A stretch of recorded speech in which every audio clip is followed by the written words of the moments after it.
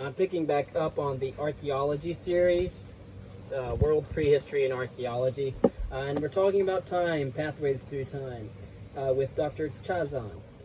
Essentially, before we move on and start talking about from cities to empires in regards to social complexity, we're going to finish our long series on perspectives on agriculture. We're going to end the introduction to the agriculture section. And then we're going to talk about how many different villages and peoples and different cultures, how agriculture shaped the lives of many different human populations around the face of the globe. And then we'll move on again, like I said, to social complexity. We'll talk about the evolution from villages to cities and then empires. So right now, in terms of searching for explanations, if agriculture is not inherently advantageous, then why did it develop? Kent Flannery once crystallized the difficulty of answering this question, saying, "If you asked me why did agriculture begin, I am not sure what I'd give you as a cause." In the chapters that follow, we will pursue the trail of empirical evidence that archaeologists have uncovered and continue to uncover. Central to the study of agricultural origins is the recognition that plants and animals have been domesticated independently in numerous locations. The major centers for the independent domestication of indigenous plants and animals were the Middle East, southern China, northern China, Africa, the Andes, and central Mexico. Other regions where there was limited independent domestication of plants include eastern North America and New Guinea. Because agriculture developed independently in at least 6 regions, archaeologists can explore whether there were regularities in its unfolding. And as we go through our readings on agriculture, archaeology of agriculture, we're going to go through and we're going to talk about those 6 separate regions that independently developed agriculture. Archaeologists make a distinction between areas where agriculture developed independently and areas into which agriculture spread. The spread of agriculture is increasingly recognized as a process that is as complex and worthy of study as the original domestication of plants and animals. The origin of agriculture is a complex topic that involves both empirical and theoretical components. The essential theoretical issue that faces archaeologists is how to approach the origins of agriculture as a process. How and why did societies across the globe shift from a hunter-gatherer way of life to living in settled farming communities? One approach to this question has been to look for an external trigger that played a role in the shift to agriculture. An obvious candidate for such a trigger is climate change. Another factor that might have triggered the shift to agriculture is an increase in population. Research by Esther Boserup suggests that population growth might actually be an underlying cause rather than effect of agriculture. Boserup's studies suggested that subsistence systems, the ways people get their food, tend to be the result of population pressures. And again, we have major centers of domestication. We have sunflower, squash in eastern North America. We have maize, squash, and beans in Mesoamerica. We have beans, potato, llamas, alpacas, and guinea pigs. In the Andes, in the Middle East, we have wheat, barley, peas, lentils, sheep, and as well as goats, cattle, and pigs. In Africa, there's coffee, sorghum, African rice, and cattle. In northern China, there's pigs and chicken, and millet as well in Africa and northern China. In southern China, you still have rice, dog, pig, and water buffalo. And then in New Guinea, we have yam, banana, and taro. And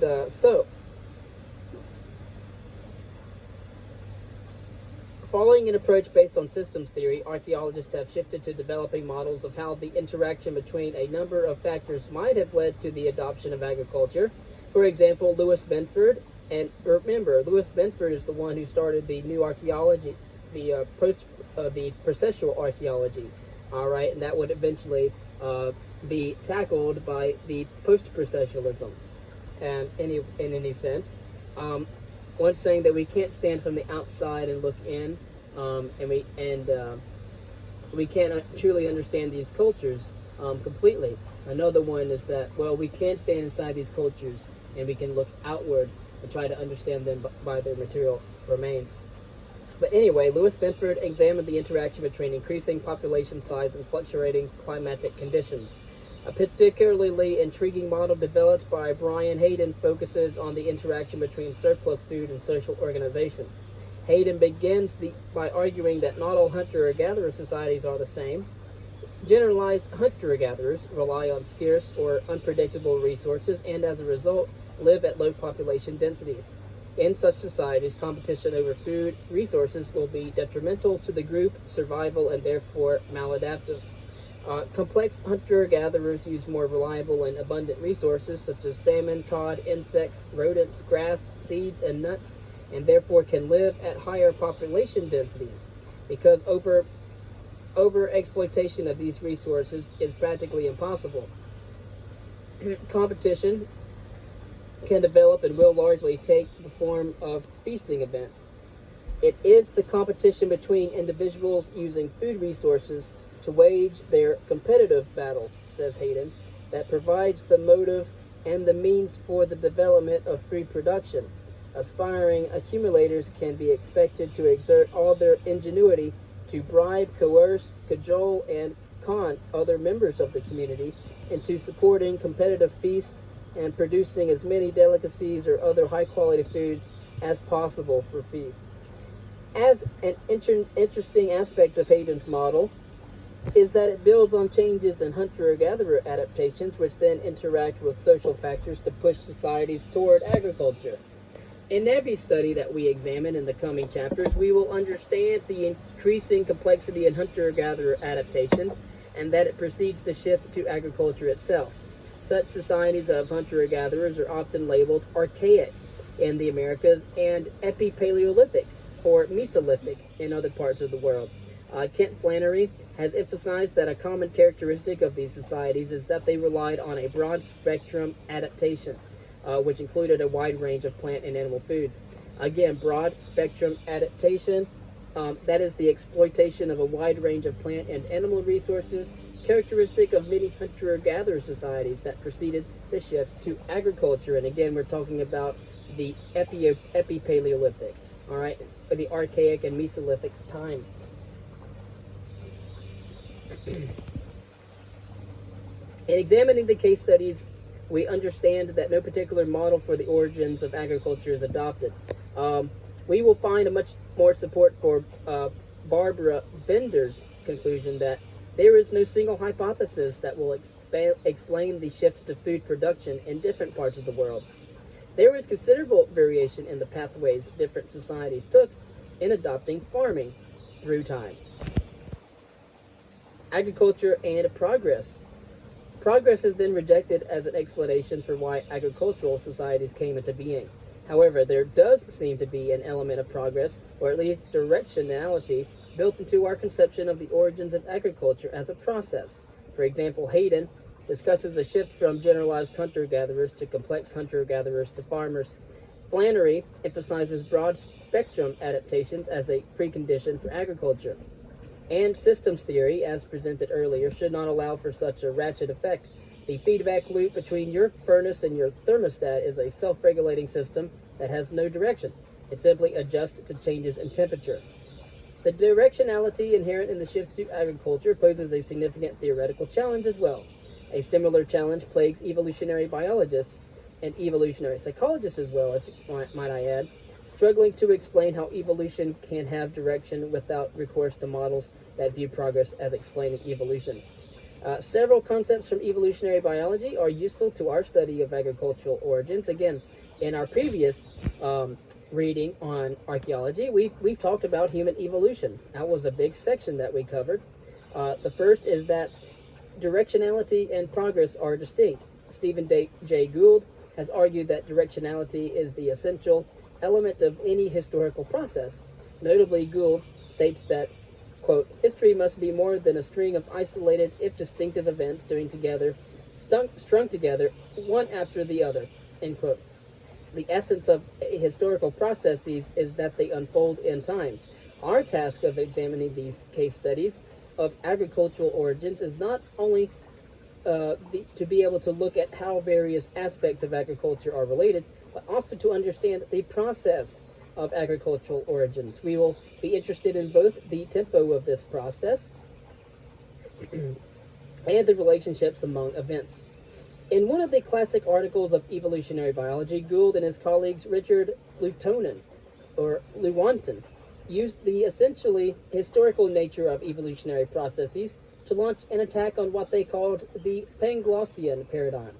Dr. Pangloss is a character from a satire by Voltaire, who elaborates ridiculous explanations of how everything in the world is for the best.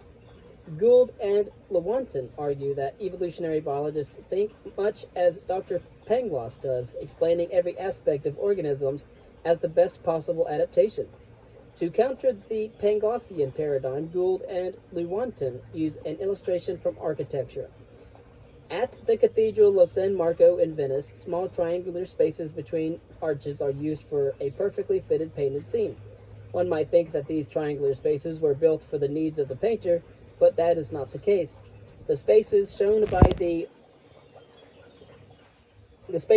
by the architectural term spandrels are created by the intersection of two round arches that meet at a right angle.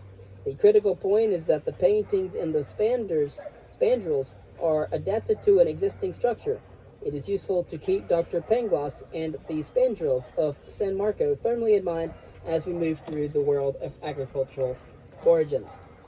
We are looking at the way changes build on pre-existing conditions, just as the painters of the cathedral took advantage of spaces that were structurally essential to the building, and thus we must be wary of explaining every aspect of a society as adaptive. In the next readings, we will explore a series of case studies in the shift to agriculture. We will be covering 3 complete chapters on agriculture. The focus will be on examining the relationships among domestication, technology, and community, as well as the role of external triggers, including climate changes and increases in population. So we're really going to understand all of that and how agriculture eventually developed and emerged in regards to and how archaeology examines it and answers some of these questions. The focus will be on examining the relationship among domestication, again, technology and community, the role of external triggers, including climate changes and increases in population. The picture that emerges is one of tremendous diversity in the way agricultural societies developed. Agriculture came into being because of the actions of people, and the changes unleashed by the process shook the complete foundations of the world in which those people lived.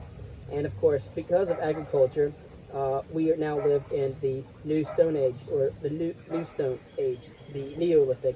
And the shift from hunter-gatherer societies profoundly affected every aspect of human life, from the diversity of the ecosystem to the way people experience the supernatural. Living as we do in a rapidly changing world, we are in a good position to have some empathy for and insight into such an experience. The development of agriculture is a process with immediate relevance to the upheavals that we experience today. The origins of agriculture point to the essential link among aspects of experience that we often treat as distinct. Social change, technological innovation, ecological impact, and religious experience are all examples that are inextricably linked in a process that produced a truly revolutionary change in human societies. From thousands of years away, we look back at this process and we try to piece together the evidence that survives. What was it like to be a part of the generations that experienced the Neolithic Revolution?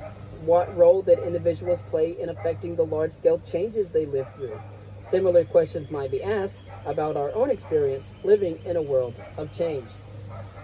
And so to many early archaeologists and anthropologists, including Lewis Henry Morgan and V. Gordon Childe, the origin of agriculture involved the separation of humanity from nature. More recently, however, anthropologists and archaeologists working from a diversity of perspectives have challenged the traditional understanding of the origins of agriculture. Esther Boserup has proposed that the development of agriculture was a response to an increase in population. Childe labeled the development of agriculture the Neolithic Revolution, one that includes changes in 3 major aspects of human society and adaptation: domestication, technology, and community. which is the process of settling down. And then we have plants and animals that have been domesticated independently in numerous locations, which we have mentioned. And next we will cover towers, villages, and longhouses. In the Middle East, the domestication of plants and animals took place within the context of large villages. After reading this chapter on towers, villages, and longhouses, we will be able to understand the emergence of settled villages in the Middle East, the domestication of plants and animals in the Middle East, the relationship among domestication, villages, and technology in the development of agriculture in the Middle East, and then the questions surrounding the spread of agriculture to Europe. And so it looks like we're going to be spending our time in the Middle East talking about villages and such. Because when we really think about it, outside agriculture developed in the Middle East, but it also developed in northern China, southern China, over in New Guinea, down to the southwest to Africa, up to the northwest of that, eastern North America, and then quietly perpendicular to Africa, Mesoamerica, and then of course getting into Brazil and South America and the Andes, really down at the bottom part of South America.